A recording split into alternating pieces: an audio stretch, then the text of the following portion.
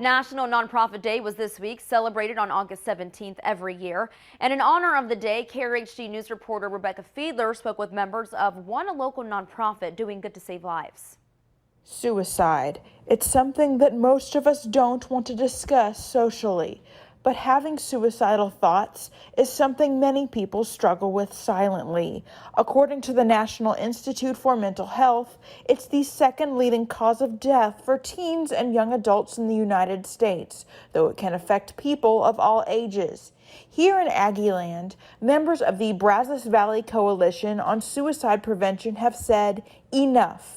It's time to start making a change. We formed the coalition in late 2018 in an effort to bring awareness to suicide prevention and to help break the stigma of people being afraid to talk about suicide and depression and PTSD.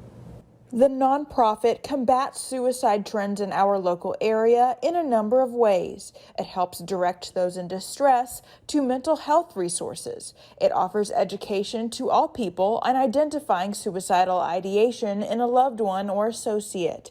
And it provides a network of support for survivors of suicide attempts and for loved ones of suicide victims. I began with because I met Doug at my son's funeral.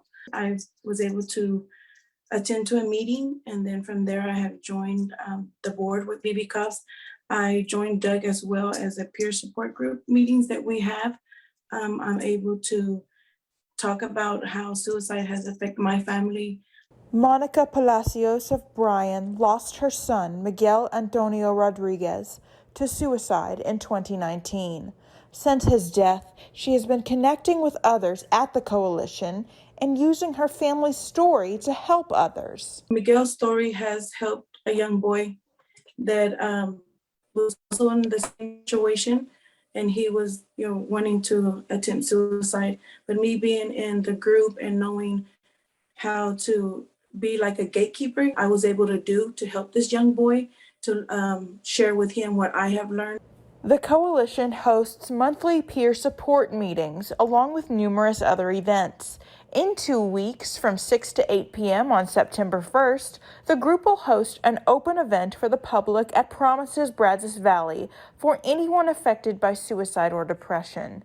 Doug Vance hopes to continue to bring in more resources, not only in the form of funding, but also volunteer efforts and meeting support. If you have an expertise, maybe you're really good at grant writing, or you have a conference room you let us use sometimes for some of our meetings.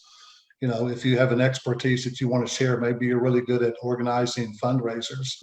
To learn more about this nonprofit, visit their Facebook page at facebook.com/BVCOSP.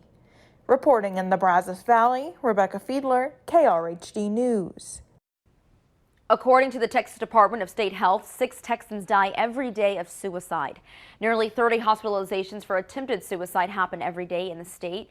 Suicide is the 11th leading cause of death in the state, and it disproportionately affects white men and the elderly.